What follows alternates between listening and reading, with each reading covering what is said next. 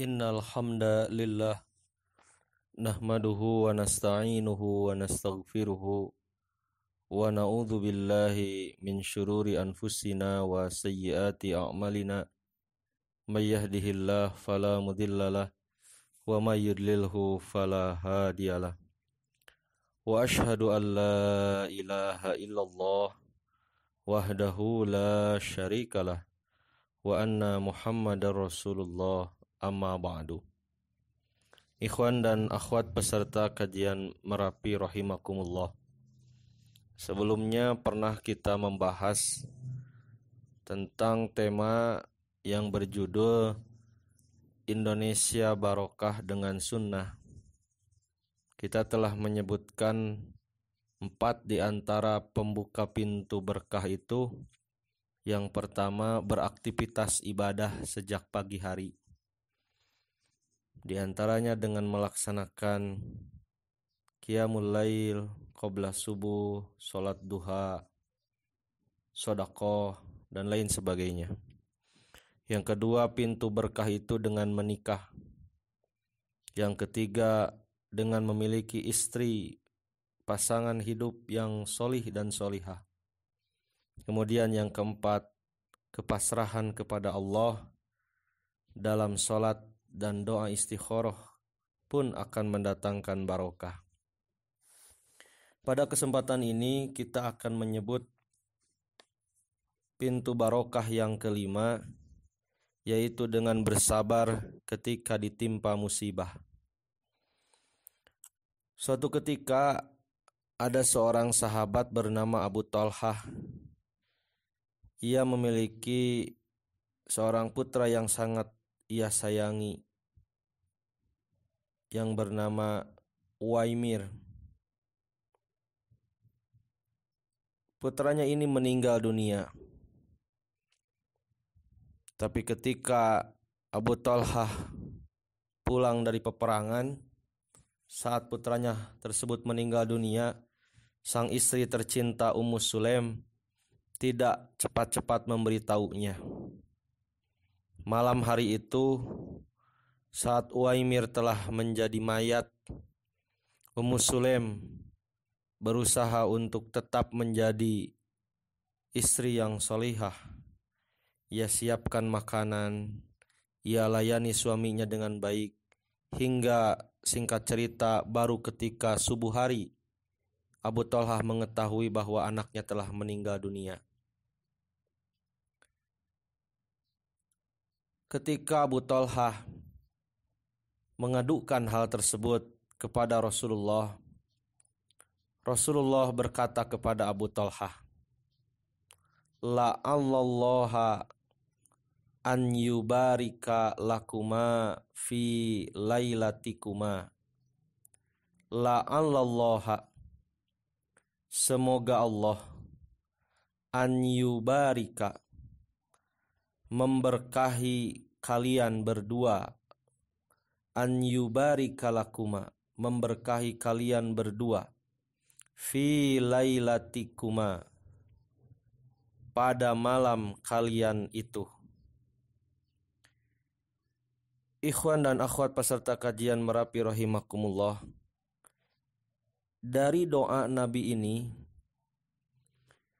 singkat cerita nanti Ummu Sulaim akan hamil kembali, diberi oleh Allah seorang anak yang dikatakan dalam riwayat, anak inilah yang pertama mengalami tahnik dari Nabi, yaitu Nabi mengunyah sebutir kurma, lalu kunyahannya itu yang telah dilumuri oleh ludah Rasulullah diberikan kepada bayi tersebut, dan bayi itu diberi nama Abdullah.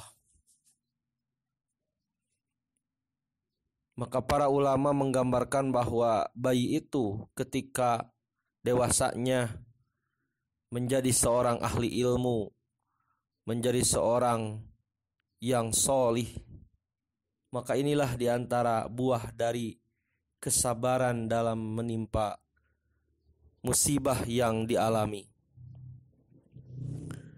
Andaikan ketika itu Abu Talhah tidak mampu bersabar, andaikan ketika itu Ummu Sulaim langsung menceritakan kondisi meninggalnya anaknya kepada Abu Talhah, padahal Abu Talhah malam itu baru pulang dari peperangan dalam kondisi penat, lelah luar biasa, maka bisa jadi tidak akan ada generasi yang Rasulullah doakan tersebut.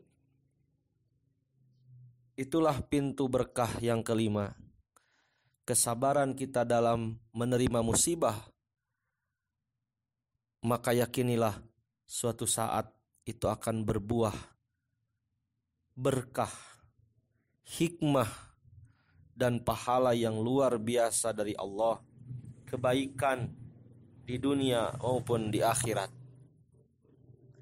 Kemudian pintu berkah yang keenam adalah menjaga diri dari meminta-minta. Rasulullah bersabda, sesungguhnya harta itu hijau lagi manis, maka barang siapa yang mencarinya untuk kedermawanan dirinya, maka harta itu akan memberkahinya. Namun barang siapa yang mencarinya untuk keserakahan, maka harta itu tidak akan memberkahinya. Seperti orang yang makan namun tidak kenyang. Tangan yang di atas lebih baik daripada tangan yang di bawah. Hadis riwayat Al-Bukhari. Khatiman rahimakumullah. Seseorang yang mampu menjaga diri dari meminta-minta, maka ia akan diberkahi oleh Allah, hartanya akan dicukupkan. Kemudian yang ketujuh, pintu berkah yaitu terus terang dalam jual beli. Rasulullah bersabda, fa in sadaqo, jika keduanya jujur. Keduanya di sini adalah penjual ataupun pembeli. Wa bayyana, dan keduanya menampakkan dagangannya. Burika lahuma fi bai'ihima, maka keduanya diberkahi dalam jual belinya. Wa in katama, dan bila keduanya menyembunyikan. Wa kadzaba, dan keduanya berdusta. Muhiqat barakatu bai'ihima, maka akan dimusnahkan keberkahan jual beli dari keduanya. Maka terus terang dalam jual beli, ketika ada cacat di dalam barang, itu akan membuka pintu berkah. Yang kedelapan, berjuang di jalan Allah. Ketika Anas berkata, sahabat Muhajirin dan Ansor saat menggali parit di sekitar Madinah dalam perang Khandaq, ketika mengangkut bebatuan yang keras, mereka sambil bersyair, kami adalah orang-orang yang telah berbaiat kepada Muhammad untuk berjuang demi Islam selagi kami hidup. Mereka bersyair untuk menyemangatkan diri. Menjawab syair itu, maka Nabi pun berkata, Allahumma ya Allah, innahu la khaira illa khairul akhirah. Sesungguhnya tidak ada kebaikan melainkan kebaikan akhirat. Fabarik fil ansor wal muhajirah.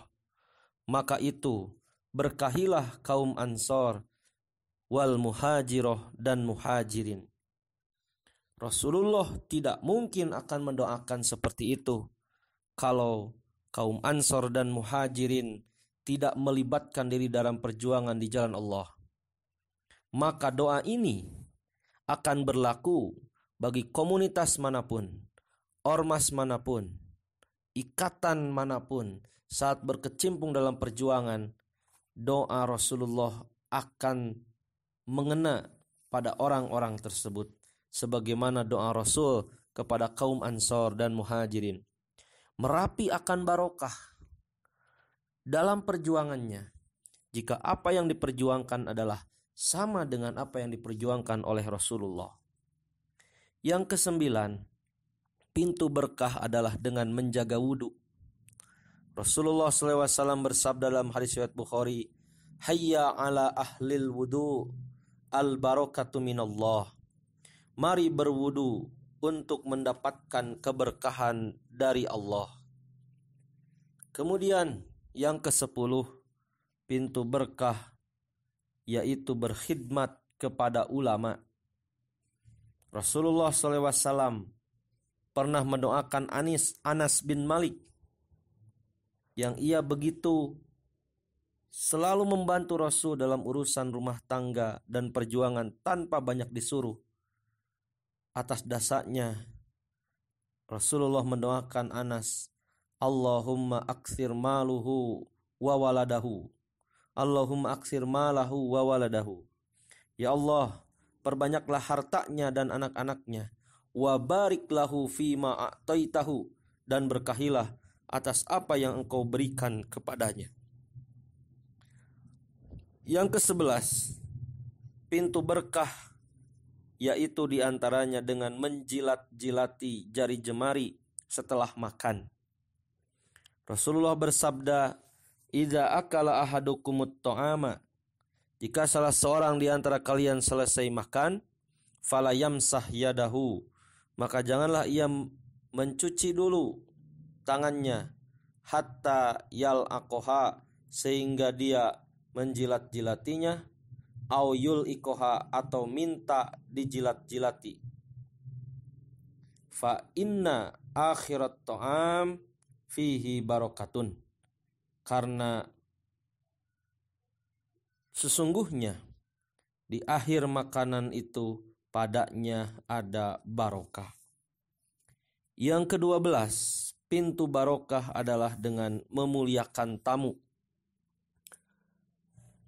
Rasulullah pernah mendoakan keluarga Abdullah bin Bushr yang telah memuliakan Rasulullah sebagai tamu mereka.